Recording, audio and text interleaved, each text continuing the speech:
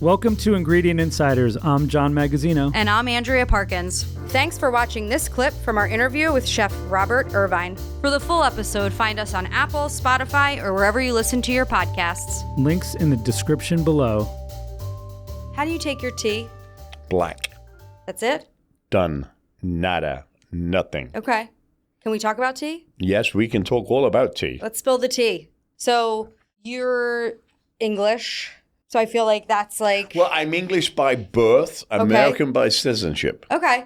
So but I give up my British strongly citizenship. About tea? Yes, I am very strongly. I feel very strongly about tea. Do you prefer tea or coffee? Tea. Okay. We talked a little bit earlier. You're an English breakfast guy. Yes. But in America, they like Earl Grey. Why? I love Earl Grey. It's too floral for me. The bergamot? It just says yuck to me. If you're going to drink tea with a stiff upper lip, yep, it's English breakfast tea, right? Yeah. That's what created our society. And if you think about afternoon teas at Harrods and the Queen and Her Majesty's Royal Navy has afternoon tea every day, and it's based on English breakfast tea. Interesting.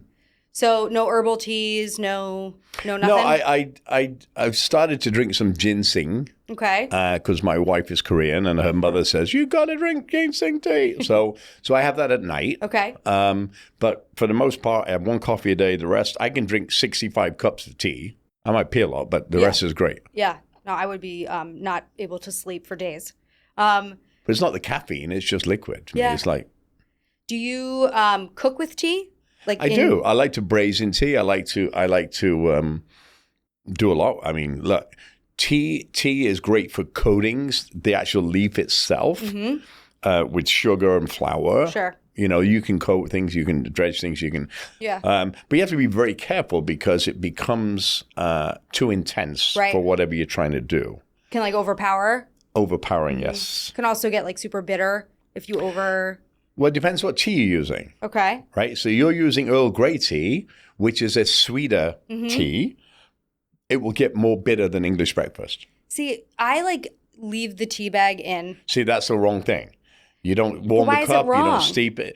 Because you shouldn't leave a tea bag in. It has a time. Okay. You warm the cup. You don't warm the cup? No. Oh, my goodness. How do you warm the cup? That's a sin. You put hot water in it. You give it a little warmy, throw it out. Make your tea in a teapot, not in or in the cup, whichever you do. Yep. Do you do boiling water? 2,000, 3,000, 4,000? No. Yes.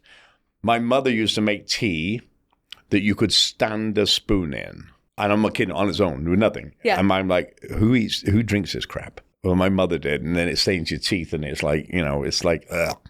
Yeah. So 5 seconds. Yeah. That's it. And I have literally a tea kettle at my house, and I travel with a collapsible tea kettle. That's impressive. It's pretty cool. Yeah. I'll tell you, my wife found them. Okay. I have tea before I go to bed. I have tea in the morning. I mean, I drink tea all the time. I feel like when an American person asks for tea, you think they're sick. Like what's wrong? Really? Are you okay? I'm seeing it now in the bar. You know, tea and cocktails. Well, I make a vodka iced tea. You have a whole liquor line, right? Well, we have two, yeah. So want to talk about that? So Boardroom Distillery in Lansdale, Pennsylvania, 88,000 square feet. I live 20 minutes from there. You got to go there. It's amazing. Yeah. We do bourbon, gin, whiskey, vodka. We make Rosenberg's iced tea. Really? Yeah. That's amazing. Yeah. I'm going. You got to go. Yeah. And then we have another one called Weber Ranch. Okay. Which is an agave vodka. Interesting. It's really good. Is it a potato vodka? No, it's a corn. Okay. Both corn, and we have both corn vodkas, Irvine's and Boardroom. So we have an Irvine's line. We also have a Boardroom line, which is the name of the distillery. Why did you get into spirits? Well, because I thought it was a natural progression from food to nutrition to alcohol. Yeah.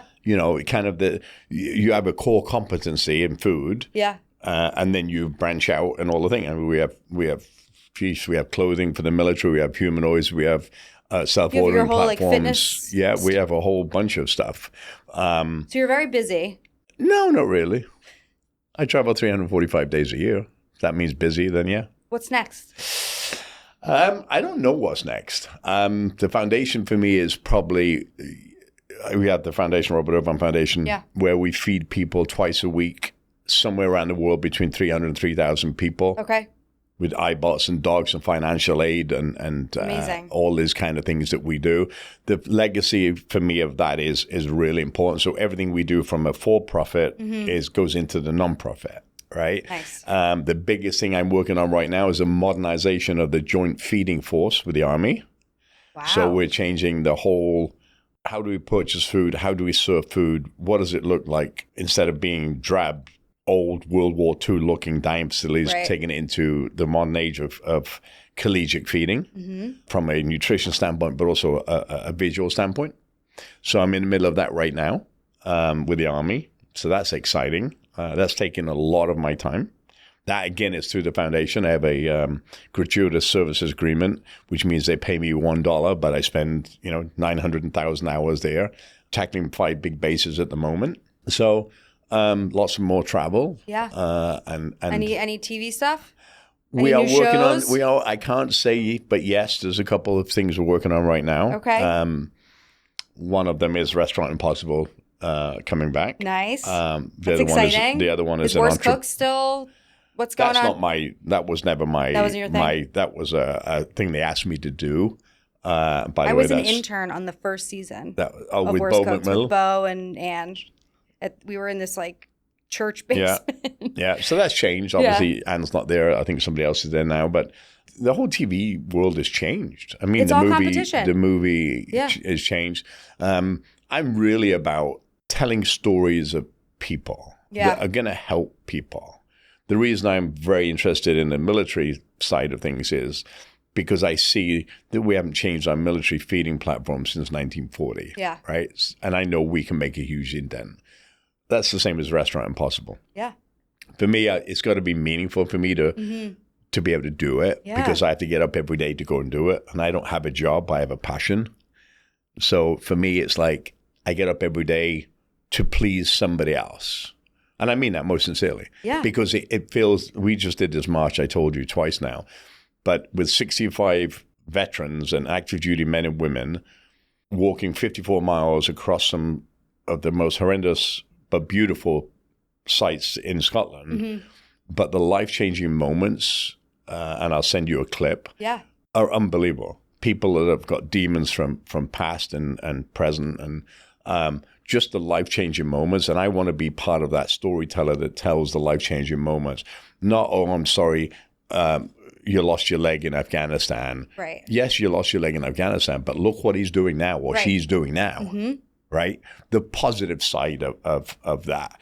And I think that's my calling now. I mean, it has been for a long time, but I think more so now about telling the stories of the people that don't have a voice to be able to tell them stories.